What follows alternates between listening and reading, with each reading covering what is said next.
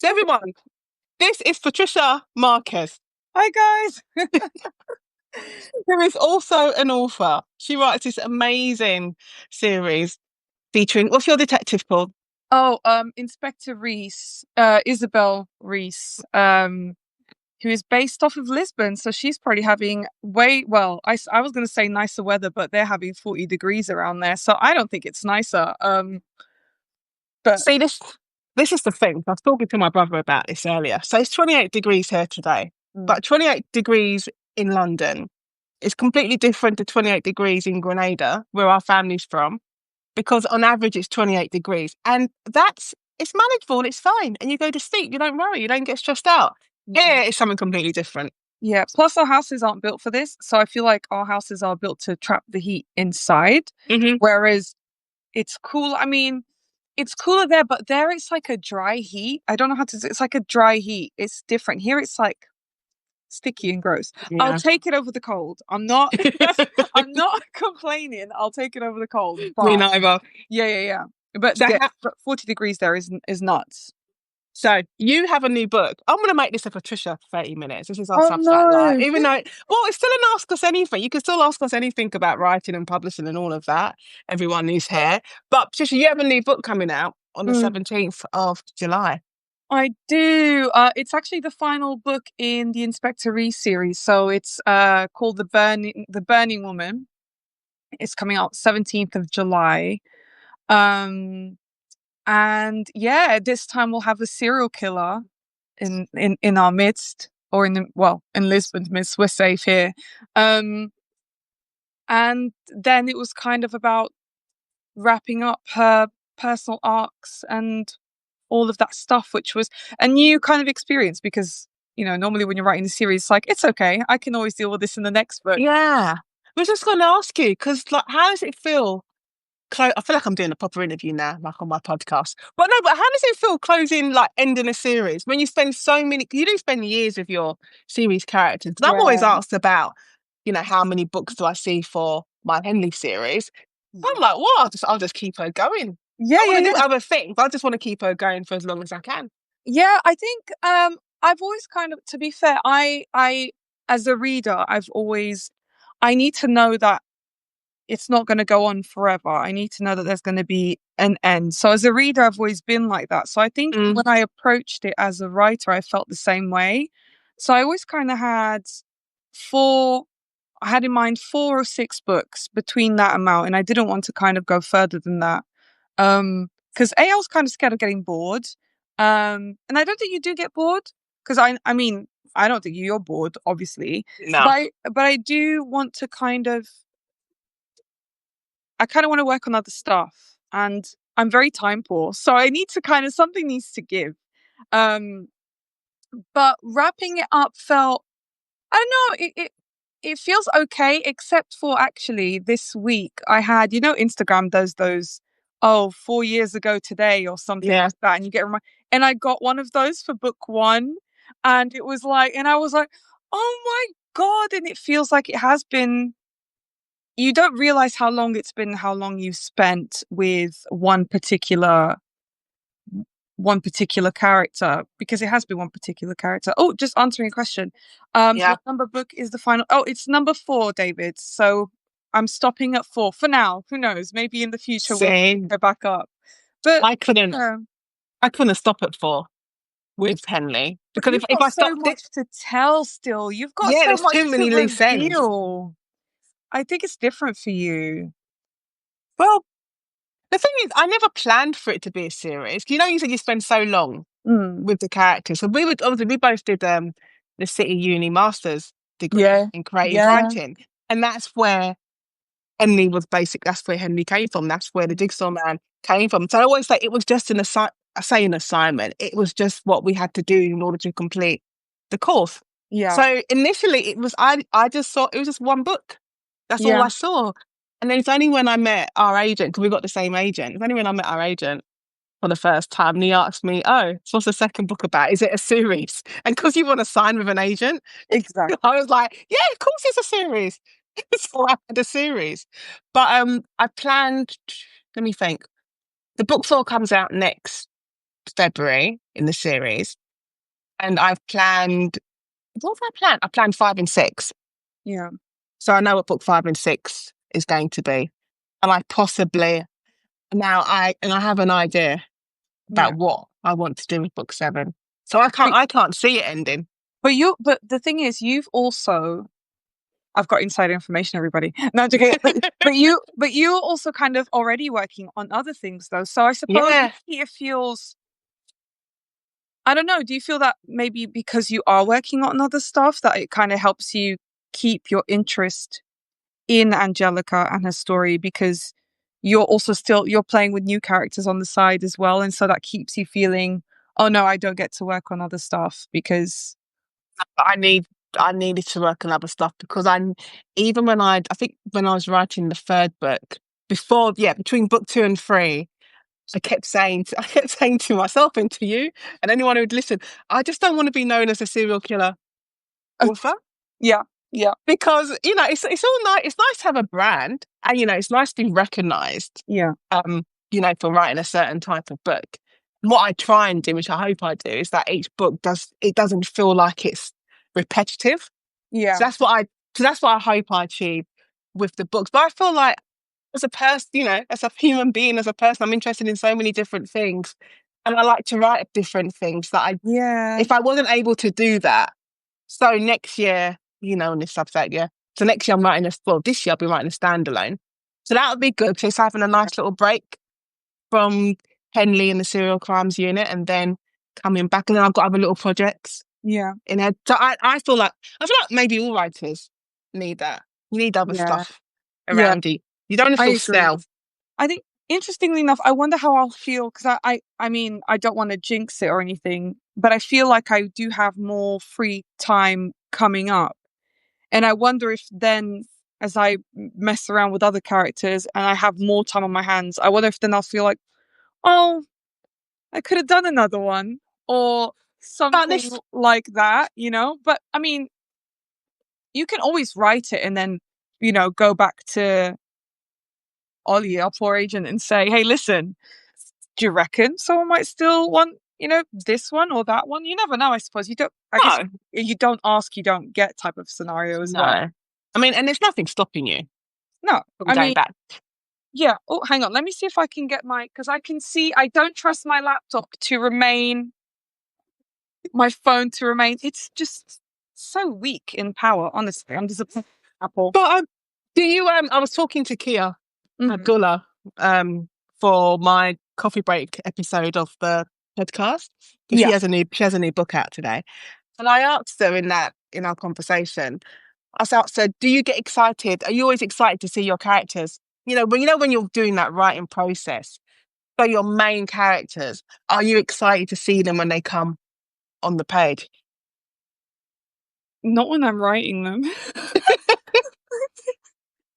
When I'm writing them, I'm more like, why are you here when I need you to be 10 chapters ahead so I can have peace of mind?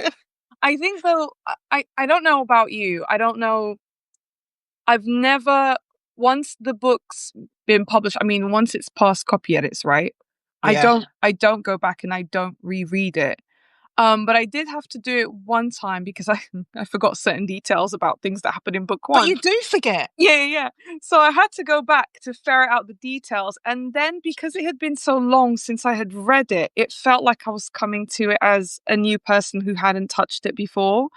And then I did get that kind of like excitement at seeing them on the page. I mean, slightly different from what I think you and Kia were discussing, in terms of, I'm guessing, as you're writing and when it's Yeah, time for them to be on the page. So slightly different from that.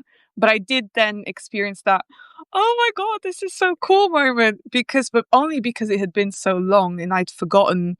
It doesn't even feel like I wrote it. You feel like, oh, someone else wrote this. Those are my words. It feels like a weird disconnect. yeah.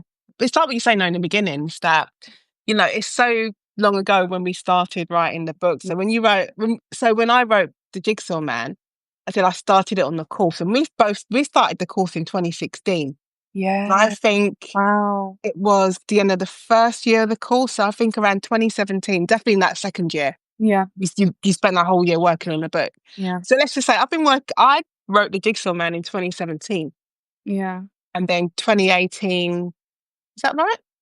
Yeah, and in Yeah. 2018, it got, you submitted it to Yeah. then be marked, and then so you can graduate. So it's a long time. And then the book didn't even Yeah. come out until 2021. Yeah. And then people are coming to the book fresh now, and they're asking you questions about it, and I'm like, I don't know. I But I'm don't not saying, remember who but I'm not died in that saying book. no. I'm not saying that out loud, but in my head, I always tell this story about being at Harrogate, and one of the I think it was Harrogate, and one of the audience members was asking me about a character in my book called Carol. And for the life of me, I'm standing on I remember you sitting, yeah, telling me this. and Yes. I'm sitting on the stage, and in my head, I'm thinking, I ain't got no character called Carol. I didn't write. I don't. Who the hell is literally? I'm thinking, who the hell is Carol? I don't know Carol. Great memory from them though. Like, Yeah, remember but to that detail. That's crazy. That's really good. I don't know. They could have just finished the book while I was on the train True. coming up to True. Harrogate, and then it was only while they're talking, they've got to the end of their question, and then it's time for me to answer. I was like, oh, I remember Carol. I Yeah. killed Carol. I do remember her, but it's such a long gap Yeah. between books. But I do. I think I miss them when. So strange talking about missing your characters when I've had a gap Yeah. away from them. So when I finish one book, and then it's a little while before I start the next book, and then when I'm writing those early scenes, I'm like, oh, hello. Or I say hello to them. I'm like, hello, Henley. Do you want to meet up? Oh, And then I'm yeah. stuck because then I'm like, I don't know how to write. I don't know what to do. It's always, yeah. I think it'll be interesting starting something new that isn't what I'm used to. I think that's gonna. I Mm, mean, you're probably gonna get so many voice notes about me just complaining about how hard it is about because it's true, you spent so long with these characters. I remember when I was editing, and I don't know, I think maybe we've discussed this before, but I remember when I was kind of going through one of the drafts for book 4 for the final one. And as I'm going through it, I'm going, she wouldn't say it like this. Like, why did I write it in this way? She wouldn't say it in this way. yeah, Or no, this person wouldn't act this way. This isn't what they would do in this moment. And because you don't realize how I feel like you don't always realize how well you know them yeah, until you're writing them, until you're kind of reviewing maybe an early draft where you kind of just, you write to write and get the draft on the page. And then you're going through and you're like, no, no, no, no, she would never. This is not the type of thing that she would do. And then you immediately correct them. So you know them how you would know people in your life, yeah. which is kind of fascinating. But I Living in do our feel, world. but I do feel though that, I mean, this is how I feel that with my series that I do learn new things about my characters Mm. with every book. This is why I think I'm asking, like, will you miss your series? Because Yeah. do you feel like you know everything you need to know, or you've learned everything you need to learn about your characters? I think no, but also although I've kind of stopped writing them, in my head the story goes on. So I kind Mm, of still understand bits that will kind of go on to happen to my characters. Like, I mean, the reader might know, but I know what kind of they go on to do and how they kind of, and then the choices they continue to go on to make. It's just that I guess the reader may or may not ever see that after the end of the book. But I suppose in that sense, I do still carry on the narrative. I still go, oh, yeah, oh, wouldn't it be cool if this happened? And then you're like, oh, but she would do this. So you still continue, I think. It's just that the difference is you're not writing it you're not putting it on the page of oh, the book. I don't know how I'd cope with that. Well, If they were still talking to me, I then think I wasn't putting them in a story. I'm definitely still planning on having fun with them in unofficial ways. So, like writing like little like coders, like or in between scenes, or just writing like a little short about 10 years later and just oh, it's so funny because I just said that and it popped into my head what she would be doing 10 years later, like fully formed. And I just only brought that up with you now, like, and it hadn't occurred to me, but I said it. And as soon as I said it, I pictured her and I pictured Oh, it would be. And that was actually, because that's quite neat, Nadine. Oh, that's actually so see, happy. it wouldn't have happened if you hadn't been doing this Substack Yeah, live with me, yeah, which I bullied you into doing. yeah. I was like, come and join me. I don't know. What would Penny be doing in 10 years? I don't. I think a lot of people would like this. I don't. She wouldn't be married to Rob, her Oh, husband. thank She would God. definitely. God, No one likes her husband. She would definitely be divorced you know in what? 10 years. You know what? I reckon that if Rob wasn't with Henley, this wouldn't happen because Rob wouldn't be in the book unless he was with Henley. But I reckon if he wasn't in the book with Henley and it was just him going about his life, his daily life, he'd actually be quite a nice bloke. He's He'd be decent. fine, and I'd probably like him. But no, no, because not. Like, don't you feel though when you're writing these? I say we both write crime fiction, and even if you don't write crime fiction, if you're writing literary romance, you do need that character who kind of rubs readers up the wrong way. Yeah, I think you always have to have. You can't have unless it's like I guess like I don't know a slice of life story, and even Mm. then, I don't think you can get away with having everyone likable because then where does the conflict come in? Where does the emotional external and internal conflict come from? I don't think you can. Maybe you can. Maybe I'm just not skilled enough to do that. Got to have unlikable characters. No, I mean to have everyone likable and still Oh make it. no, You know what but I it's mean? not. Maybe It, it's a it skill, wouldn't but be I don't have that. realistic. It wouldn't be realistic. It wouldn't reflect life at all because even in your daily life, if you go to work, there's going to be someone you work with, or you're Yeah. not. You give a kind of side eye to. But you Not even everyone. the thing is, you even do that not just with that, but you even do that sometimes with friends or family as you're Yeah. talking, and you're like, don't quite agree with this narrative, but you keep it to yourself. But internally, you're thinking, So I guess that would still happen as well. Well, but yeah, Rob is a character. Like, you know what though, when I came up with his character, initially it was just because okay, I have Henley, I know she's married, I need to give her here's her husband, and this is who he is. I didn't know he was going to be giving her so much attitude and he would be creating so much Grief. conflict. Yeah, I didn't know there was going to be so much grief in their marriage when I put them together. It was just this is her husband, they have a child together. He's obviously pissed off that she has to go. She does this job where, serial killers are turning up on their front door. They Yeah, have a child. So, of course, he's going to be, yeah, oh, what's the word I'm looking for? Look, he's just going to be annoyed. He's not going to be happy about that. But it's the way he goes around it. yeah, And it's only as Carrie started writing the book that, you find more of your character and you see these sides to him. And he was yeah. a lot worse in the earlier drafts. In the earlier drafts, I was like, there was nothing, he had no redeeming qualities. Yeah, I can't even imagine him being worse than he is. I think you know He what was. though. I think what it is about him is I think is that you do see, a lot of relationships like that, and you see, um, not to get into like deep things, but you do see that a lot where women are quite strong, and they are, they've got their career and they're not giving that up and they're not compromising.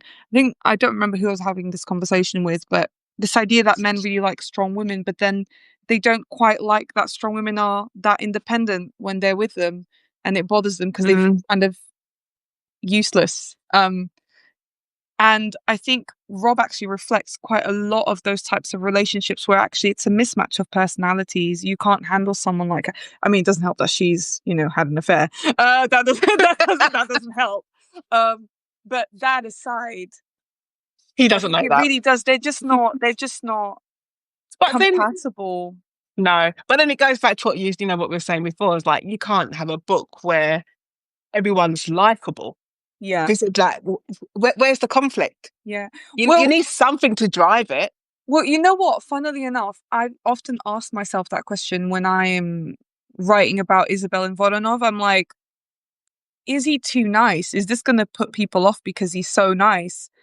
Um, it hasn't, and I also worry that I might get bored with him and how he is with her. But actually, I think because so much, I think from my end, I think so much is stacked against her from her family, from like society, all of that.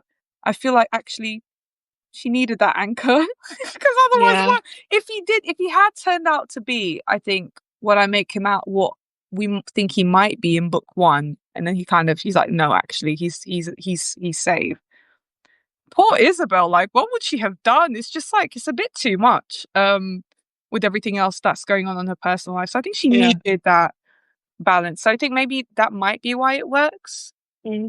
Because I did wonder, I was like, is it too much? But maybe I don't skate over the line. I hope I don't skate over the line. Well, that's another question though, isn't it? So before I even say what I'm going to say, if you have any questions, you can put it in the message box and we'll answer your questions.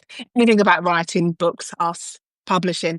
No, but like I'm always told like with my book series, how dark it is. It's so dark. It's so Yeah. gruesome. It's so gritty. And I always say, I don't see it when I'm writing because I'm Yeah. just writing. I'm just telling this story. And even when I'm doing edits and I'm seeing the comments from my editor and she's like, oh my God, this is so gruesome, but it's so good. And I'm like, Yeah. is it? Is it? I don't really see it. And then I kind of feel like I have to force myself to see, I don't know where the line is. Yeah. I think that is my thing.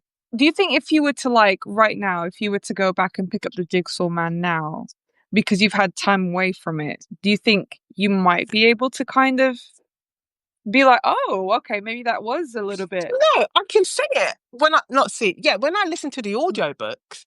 Oh, I can see. I'm like, oh yeah, maybe that was dark. And I've always said it's because maybe someone, not even that was dark. You're like, maybe that was a bit dark. Maybe. maybe it was a bit dark. It was a bit gruesome. But I think because in my head, when I started the books, I always said from day one, I didn't want like the violence in the book and the dark scene. I didn't want it to be there just for the sake of being there. It's like every scene, like it has to earn its place. And it Yeah. has to, it needs to serve a purpose. So the violence that's there, the darkness that's there, and it doesn't even necessarily come from, I'm saying like physical violence, like you're seeing someone being killed. It's the violence like around it and how it affects families and friends Yeah. and colleagues and stuff. So I never wanted it to be gratuitous. So because I've always had that in my head Yeah. and I always tried to stick to that, it never then felt like the stuff I was writing was really, really gruesome and I still don't think it's really gruesome. I just think it's realistic. Yeah. But it's only when I heard the narrator reading the book and because it's my words, but it's someone else putting their own, emotions into it and inflections into it. Yeah. And you're having the difference with accents and characters. I'm now hearing someone else read the words. I'm like, oh. Yeah. There was one scene they were doing they're exhuming a body.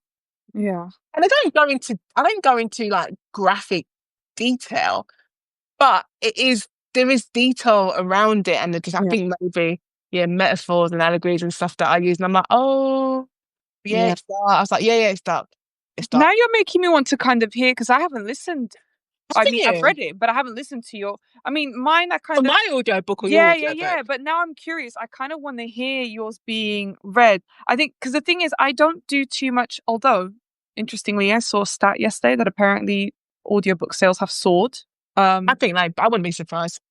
Yeah, more people listening. Yeah, but I'm not. I tend to. Or I always worry about buying audiobooks and being distracted, because if I'm listening to stuff, my mind tends to just kind of go somewhere else. So I always worry about not staying with the story because I get distracted. Whereas when I'm reading, I don't get distracted in the same way. I don't know why that is, but there is something to be said about having really great reader who injects like something else into your book, because they do bring something else. And so now I kind of want to listen to the I didn't see how that plays out. Yeah, I didn't appreciate it. I said there's two times I've appreciated the benefits and how important it is to have a really, really good narrator or a really good actor narrating your audiobooks. One when I've listened to my own books, I'm like, I'm glad we picked her. Because I was allowed to choose. Like we did a little audition, watch their tapes and listen to their auditions. So I'm glad I chose her. Like she was the best choice.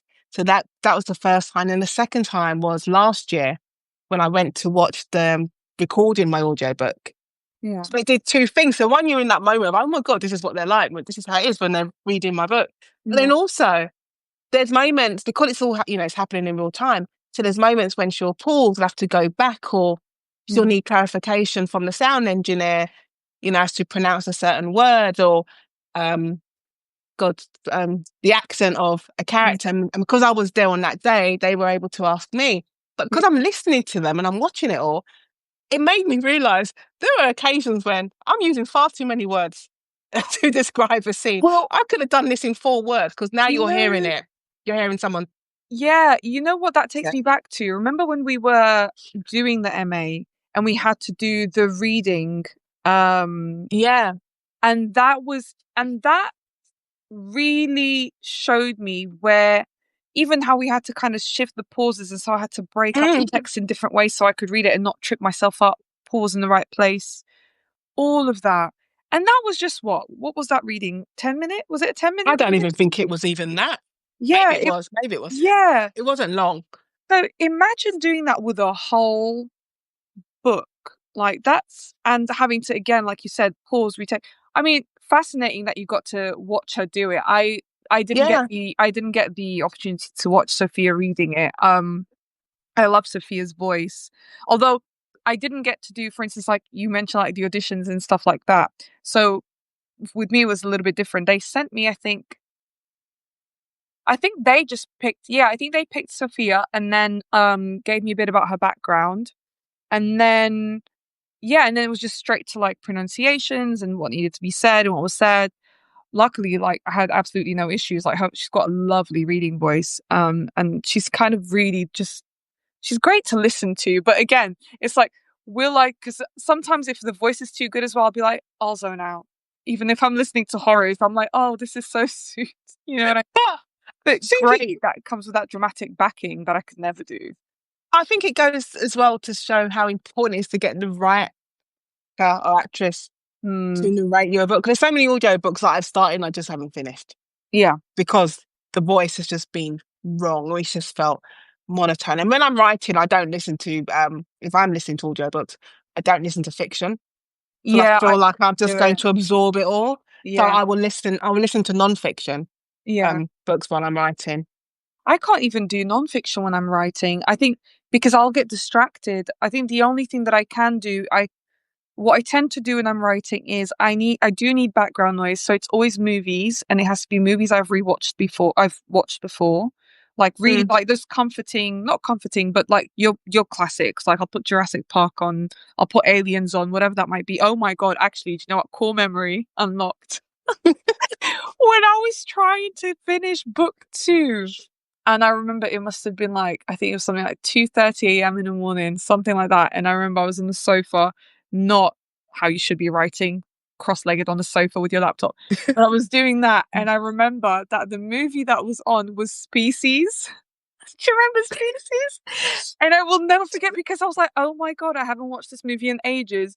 And I just remember writing it to Species. So Species was on in the background with Jeff Did it? Goldblum doing his. Is it no Species? No, No, it wasn't Jeff no. Goldblum. Jeff Goldblum is the one with the one where he turns into a wasp or whatever.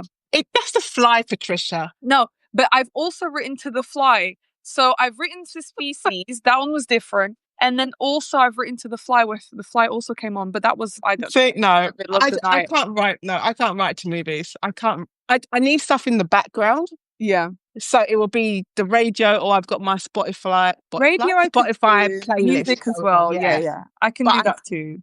no, I would get distracted if I had like a movie going on in Nah. the background. No, it does because I think because I'm secure in the fact that I can look up and I don't need to engage with it because I know what happens next. And so I can go back. Whereas if it's something that isn't unknown, so I couldn't watch a new movie, I can't watch something I haven't watched before. That includes TV series, can't do that. If I'm listening to books, again, it would be the same thing. Unless maybe if I was listening to a book that I've listened to before, maybe that might work. But Yeah. nothing new, because then I'll be like, oh, so what? I have to pause, which is why I always get in so much trouble when I'm trying to write downstairs and my sister's there, because she'll put on new shows all the time. And next thing I know, I'm like, oh, and it just completely derails me. So I'm always having to go at her. I'm like, do not put new things on while I'm writing if I'm downstairs, Yeah. because I can't do it. Let's go back to your last book in your series, which is coming out. I know. I feel it's important though, because you and I feel like, well, not that I feel like I know, you and I started our journey Yeah. together. So we did the Yeah. course together. I think we signed around the same time with the same agent Yeah. who we have. And I think our books came out, they came out the same year. I think I came out in February and you came out a few months Yeah, this is later. literally this is the first year that I think that we've had that we have not come out in the same year. Oh, yeah. Yeah, because my Yeah. last book came out in hardback, came out last May, and the paperback came out in February. Was it February? No, January. And then I had my new books not out until Feb. September. Can't think till February. But the thing is, even though there's a gap between books, so Yeah. technically I haven't had a new book out this year, so there's a whole Yeah. year. But you're not sitting around doing nothing. Yeah.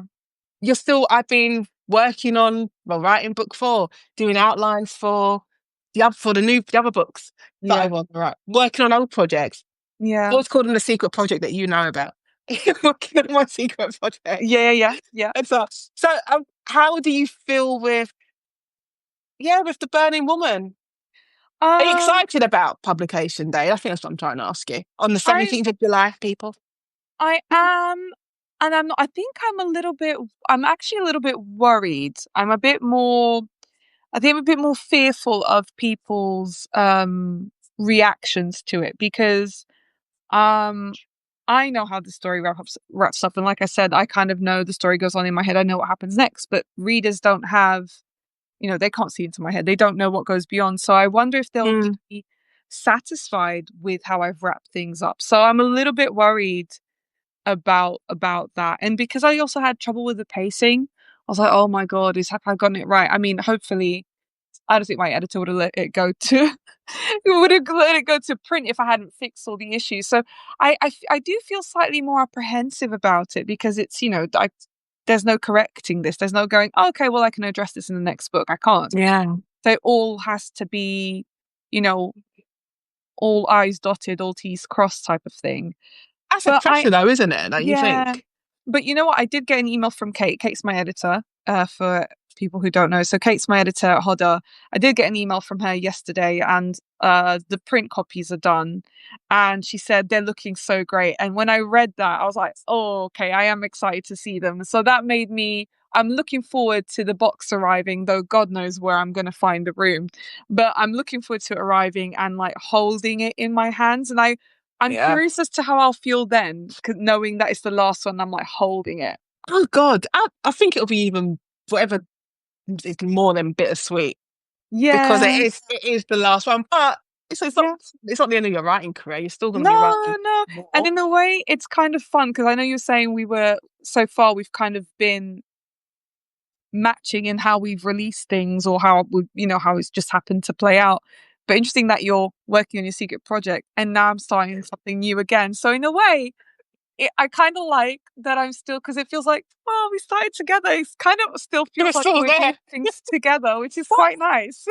but also as well, I say it repeatedly when on the podcast. I said, when you're a writer, before you become public, before you have any idea about the industry, your whole view of the industry is rose tinted TV movie glasses.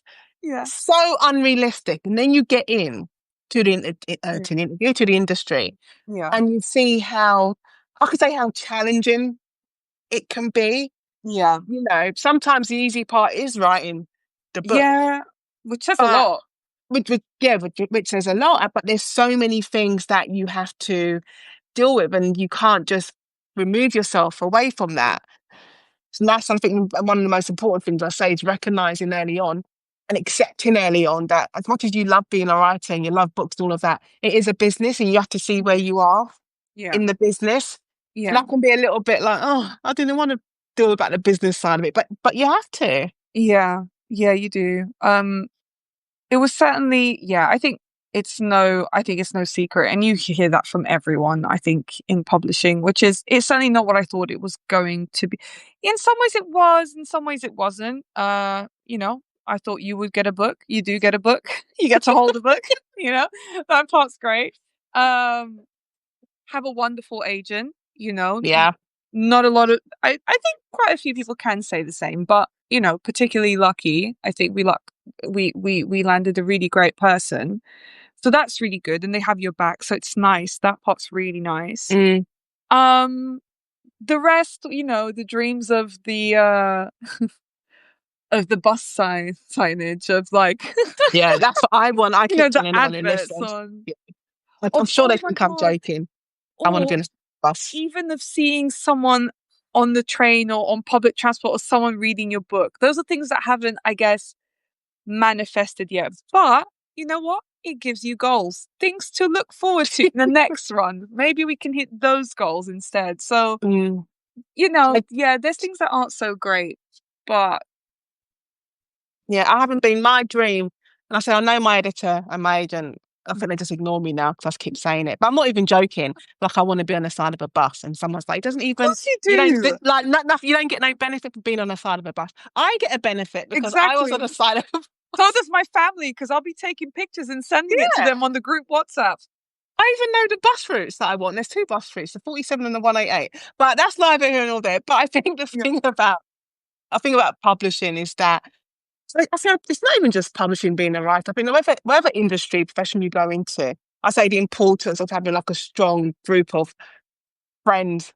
So you need to find your tribe Yeah. because the amount of times that, in our group, in our group chats with other writers, that you've gone in there just to vent Yeah. because of what it's like being on this publishing train and just to support others who are going through, Yeah. you had crazy submission stories. Yeah. People they've been on submission for like nearly a year. Yeah. I mean, And and realizing that even if you have been published, if you have had your book out there, that doesn't guarantee that you won't be that person who's been on submission for God knows how long. no, But or like you said, I think it's so useful to have those groups, exactly as you said, because you don't sound insane. Because I'm sure if I was mm, saying the same thing to like my mom or my sister, bless them, they would sympathize, but they wouldn't quite understand. yeah. Whereas in those groups, you're like, you guys really understand my pain. Thank you. Thanks. I think it's what you like. It's exactly what you said. I think it's, we're understood and we can vent and have each other's backs and just without worrying that Yeah. you're sounding crazy or going on about the same thing and nobody actually cares about what you're saying. It does feel like we're going on about the same thing. I'm like, we talked about this last week and we talked Yeah. about this last month. But the world keeps turning and the same issues keep Arise. coming up. Yeah, Yeah. they do. It's just how it is. Yeah. But we are doing something that we love, which is a good Yeah. thing. Yeah. Against all odds. Against all odds. Well, remember I think last week, and I don't know if I shared it on my Substack, but I'll share it again. There's a Times article about what's her name? Taylor Jenkins Reid. I think it was either in the Times. It was either in the Times article or the New York Times article. The beginning, like the early paragraph, was that 16 million submissions are Yeah, made you did a share year. that. I did see it. Yeah, That which is crap. Don't know if they're talking worldwide or they're just talking about the States. But could you imagine 16 million submissions are being made? This is before we even get to publishers, are being made to agents, yeah, landing in the slush pile, 16 million manuscripts. And the yeah. writers praying that their manuscript is fished out of the slush pile. So when you think about those numbers, Those odds. and you look where you are, book four Yeah, coming out next month, in a couple of weeks, yeah, my book four coming out, I don't know, 6 months, I'm not even sure now, yeah, 6, 7 months. And you think about those numbers, think about those odds, it's like, wow, like we did do it. But yeah, you want to be able to keep on doing it yeah, and yeah, keep yeah, on doing it well yeah, and being able to eat and pay your bills, basically. yeah, yeah. I think so. I think, yeah, you're right. When you put it that way, we really were kind of like needles in the haystack, and we were found somehow. Mm, Someone did pluck us out. Um, yeah, sustainability though, I think is one of the biggest concerns, I think, especially from a lot of writers at the moment, because you can't really, how the market works and what publishers and editors are looking for is just so out of our hands. It doesn't matter how good the book is. You could have the most fantastic book in your hand, but I think if an editor is not really looking for that right now. It doesn't matter who you land in front of. Yeah. It's so, I feel like so many things have to be in the right place at the right time in order for you to get a yes. And it's crazy that we have had 4 yeses in a row. Uh, It is crazy, and you can't really you can't predict it. You nah. can't say what are the things that need to be in alignment in order for you to get over that final hurdle. Because again, there's so many stories where I've heard personally where they've got the agent, the book's gone out on submission, and the publishers had the book, and the response they get is, "I love it, I Yeah, really, really love it," but we've already got another book similar to it yeah, coming out, or it's not what's in our, I don't know, what we're planning to be put in publishing this year. It doesn't fit yeah, with the genres, or we're looking for romantasy right now. No issue with romantasy, I'm just throwing it out there. But yeah, yeah, but the beginning is that I really love this book, or they get to acquisition. So they go, the yeah, editors takes it and they go to acquisitions, and they come back and they say, I really love this book and I fought for this book, but we got to the yeah, acquisition process, which is where they say, yeah, we'll take it. This, you can give them this much money. And they yeah, said, no. yeah. So many horrible stories Yeah. like that. That was what was really I can't remember, maybe you're better with names than I am, I think. That Substack from that editor who started doing a Substack in the first Oh, place, it was Phoebe Morgan. yeah, and her first one was around what happens in an acquisitions route. Yeah, And I found that really useful actually. I found that really like makes me feel better about the thought of going on submission, not because I think, oh yeah, I can definitely land the room, but because I'll know what the struggle was inside the room if it doesn't succeed.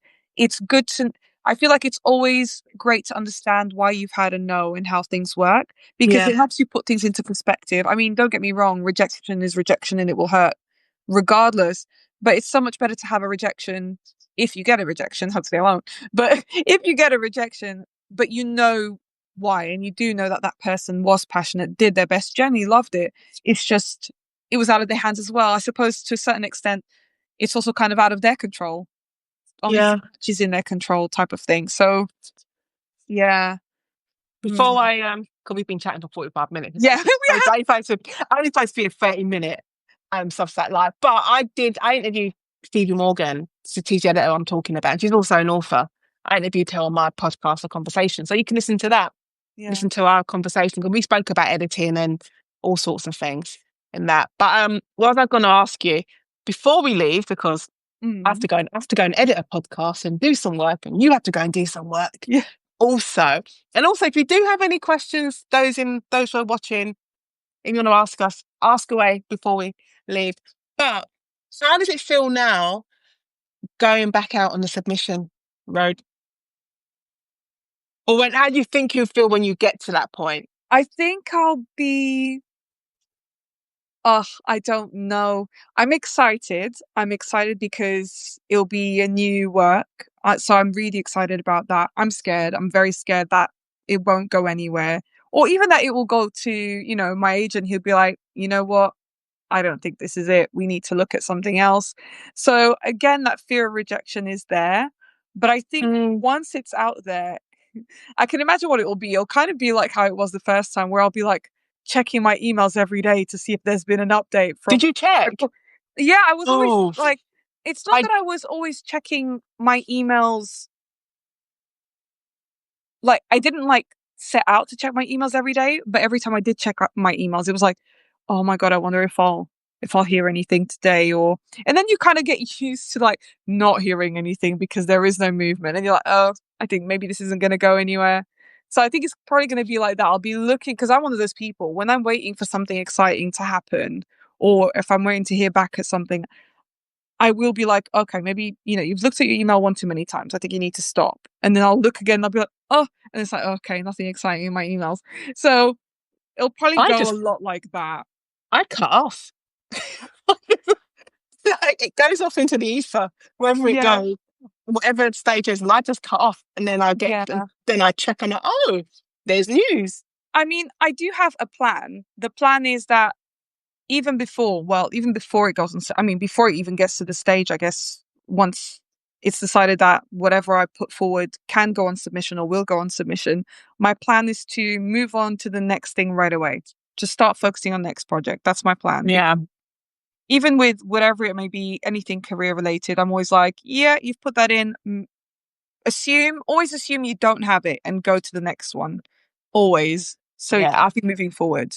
I think not that I think I know, one of the best tips I got from one of our tutors when I signed. I can't remember if it happened if he told me when I'd signed with my agent or when I signed the publishing deal.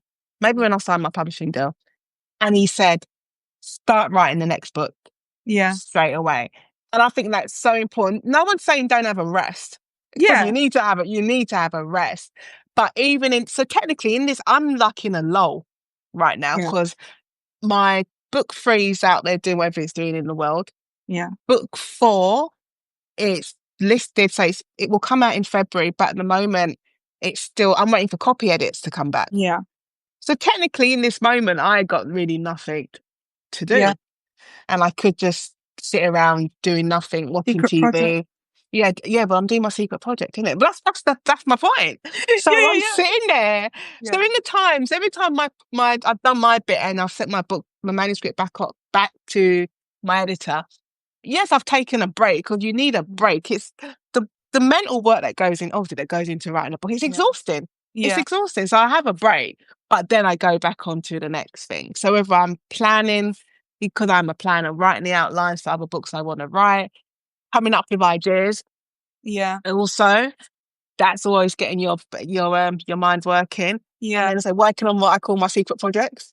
Yeah. As well. So yeah, whilst I'm waiting for my copy edits to come back, I'm working on my secret project. And it's a good thing. And also reading. Oh, you need to read.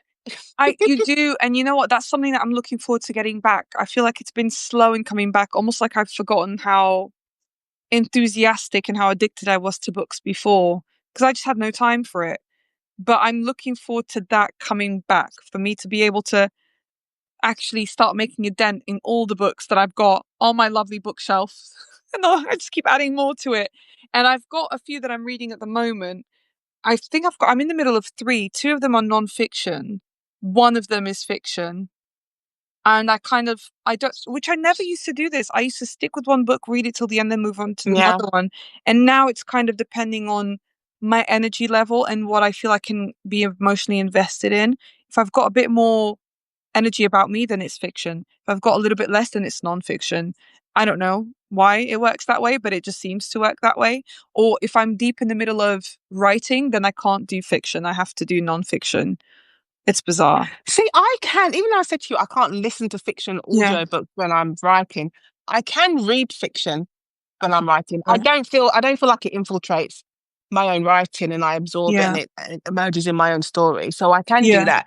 My thing at the moment in terms of books is that all the books I'm reading, it's because it's festival season, festival season right now. So and this summer, I'm not doing that many festivals. So I did one on Friday. I did the panel. I was on the panel, so I didn't have to read anything for that. So I did one not yesterday. What day is it today? Thursday. I did one on Tuesday. Sorry. I lost myself. You said what day and I froze. Like, I don't know what day it is. Yeah. So last week, I had to read Linwood Barclay's book because I was chairing his panel and I read Andrew Child's book. And then I'm I'm judging a book a competition. Yeah. So I'm reading 4 books for that. Yeah. And then I'm chairing a panel at Harrogate in July. And I have a stack of books that I'm reading for that. So all the books I'm reading now, between now and the middle of July, they're not my choice yet. Yeah. And I'm looking. I shared last week. Like I have, if you see my comics, the Forbidden Planet keep dropping. I had a delivery today. What came today? This came today. Comic. I know. I don't. But I'm like, this is issue 9 of Absolute Batman, and I don't think I've read issue 3. You need to have a comic reading day. I think as I was saying that, I was thinking to myself, because I've been playing around with the idea of going away just for a couple of days if I can fit them in. And I want to do the holiday. I've never done this holiday, Nadine. I want to do that holiday where you go away and it's all inclusive and all I have to do is lounge around reading. I've got my stack of books. All I've got is just like, you know, beach clothes and bikinis, and I want like cocktails and a stack of books, and I just want to not be interrupted. Like I really want to do one of those to kind of kick back into it because I've never done it and I miss reading and I want to just read for the Oh, pleasure of it. I miss that so much. I miss it it's so much. so yeah. I think that's what I was trying to say. At the moment, I'm not reading for pleasure. I'm reading for Yeah. business. I'm reading Which for isn't to say business. that you don't It's enjoy not, the books yeah, you're it's not reading, because but I'm it's not enjoying your them. choice. And you No, kind of want to be able to pick out, there's things that I'm sure that you've seen, you're like, oh my God, I can't wait to read that. But because you've got obligations, you can't, it keeps getting yeah, pushed back. exactly. So it's not to say I'm not enjoying them because I'm enjoying them, and Yeah. for a few of them, they're books that I may not even necessarily have picked up myself. So I'm like, oh, Yeah. I've discovered someone new, which is Yeah. really good actually. Yeah. But I've got S.A. Cosby's book, and I said to him, I'm not even going to start it yet because I Yeah. don't want to be interrupted when I start it. I've got other books that I've received and bought that I bought months ago, and I haven't got around to reading them. So I'm looking forward to that. Patricia, before we go, because this 30 minutes of that live where I said I convinced you to join me, and I'm glad you did. I hope everyone's enjoyed our chat. But you don't have to say. So I said, I thought I had my iPad with me. I was going to show your book. Oh. But as the last book in your Inspector Reese series, The Burning Woman, and if this is the first time you're meeting Patricia Marques, search out her books. The first book is called The Colour of Death. It's very, very good. And then the last book in the series is coming out in July. But what are you going to be writing next? Do you think, will you be sticking with crime fiction? Well, yours is a mix because yours was crime fiction with a twist, a bit of speculative fiction. So are you going to be keeping with that, or are you going to do, well, can't speak, writing in a completely different genre? Yeah. Since the last time we had a more official chat like this, although it's On like my podcast. casual, but yeah, on your podcast, I settled on the idea. So it's going to be, it is still going to be crime, still speculative crime, but I guess different kind of speculative this time round. So there's going to be a little bit of time travel in my secret project. But yeah. Oh, this is the question because with your Inspector Reese series, it's set in Lisbon, so Lisbon, Portugal. Are you going to be? Will your setting be in Lisbon again, or will it be somewhere No, else? this one's actually going to be based in London. It's going to be based in London, but I've got another project that I mentioned to you, and you said, Patricia, just if you've had the outline for ages, Oh just yeah, do it. I Yeah, did. yeah. So that one's probably going to be based around the Iberian Peninsula because I don't think you see that a lot. So I won't say Portugal, but definitely the Iberian Peninsula that will be. But for my next speculative crime, which I'll be starting work on it, I'm being quite cheeky. For those who don't know me, and sorry not to take up too much time, but I'm doing a workshop, a kind of like novel hustle workshop with a few writers. So to get them to finish their first draft. So I'm gonna be doing it with them.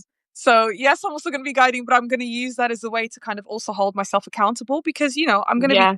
this too. So that one's gonna be starting 28th of June is when I officially start work on it. So I need to kind of hustle and see what I did there. Hustle, haha. That was so bad. But I need to get my outline sorted because at the moment it's all in my head.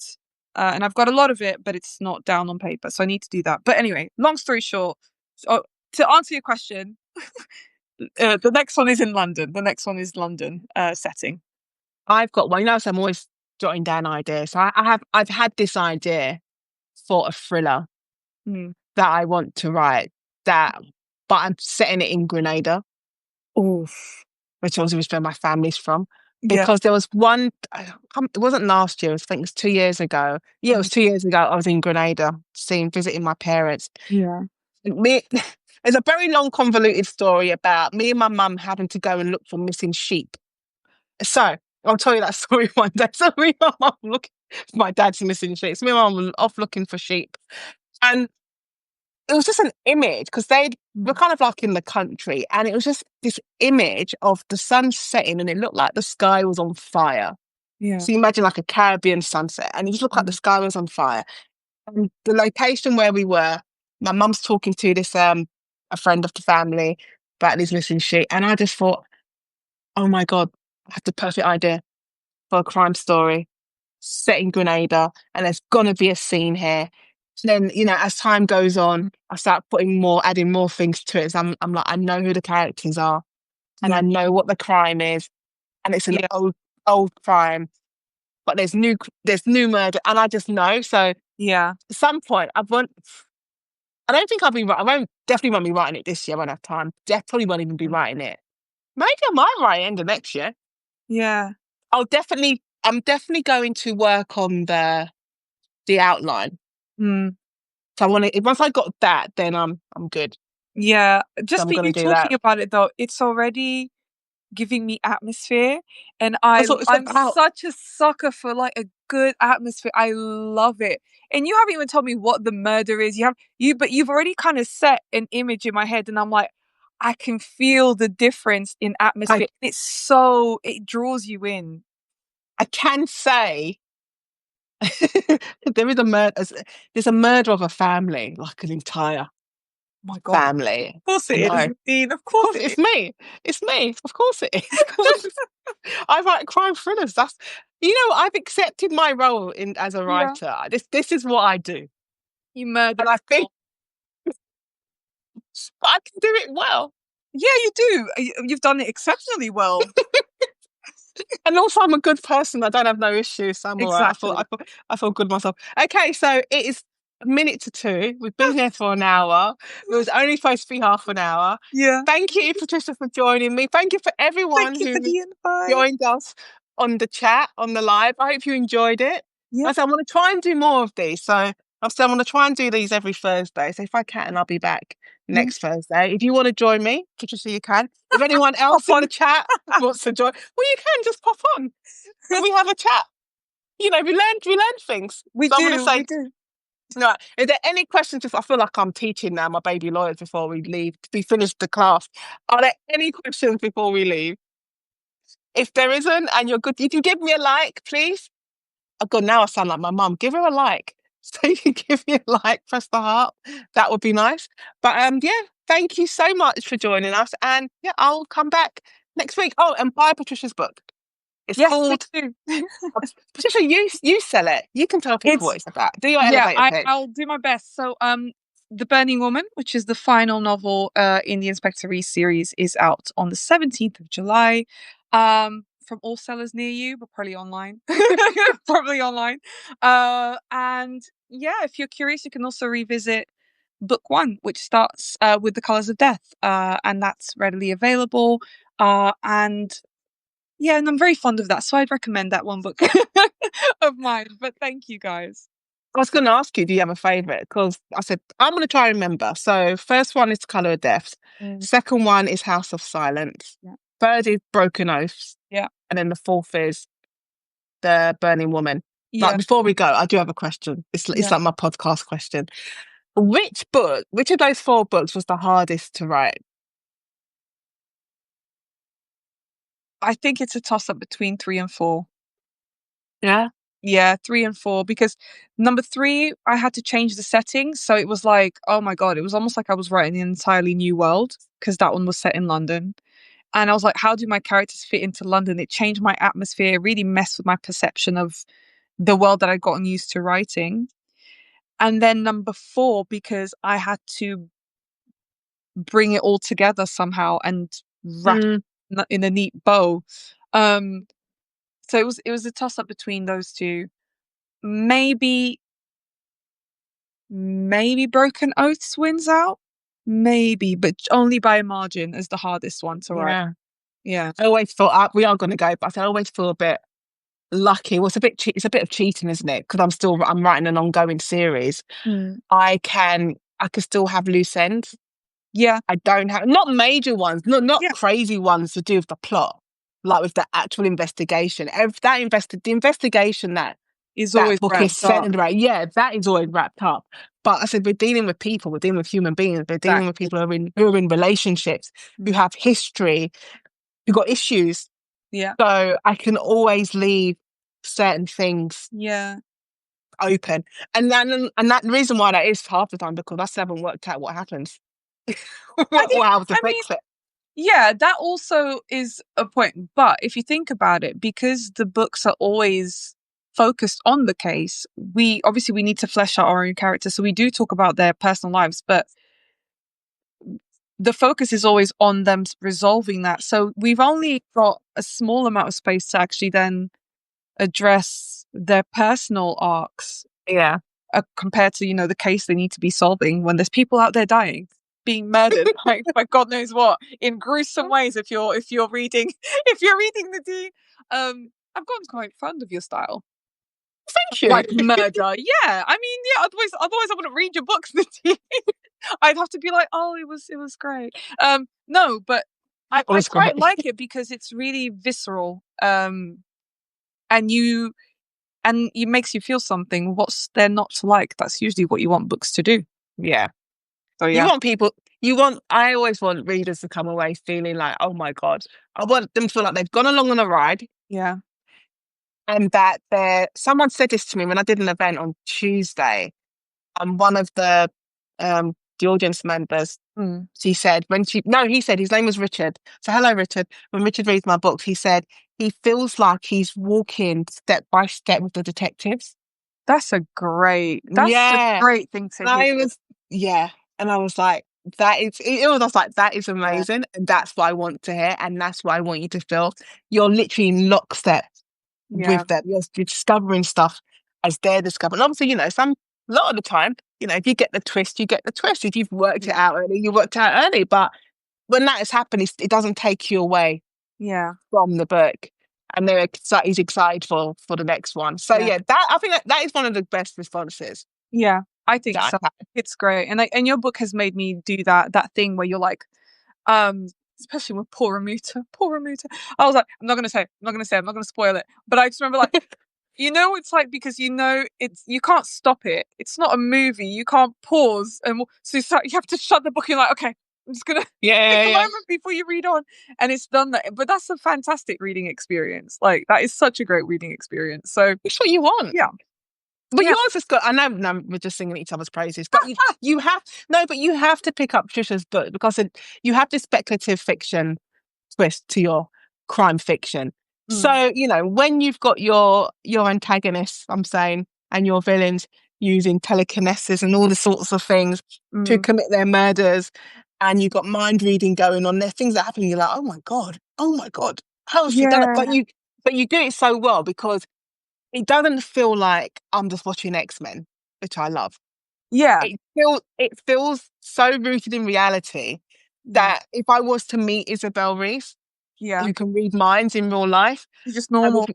it would be normal, but I'd also be thinking, right, I need to work on my mind skills because I need to proper, it's like create a mind palace. I need to block it all up. Yeah. But Yeah. it's so, it feels so authentic. It doesn't feel like it's so out there, but it doesn't feel grounded. It still feels grounded in reality. That's what I'm trying to say. Yeah.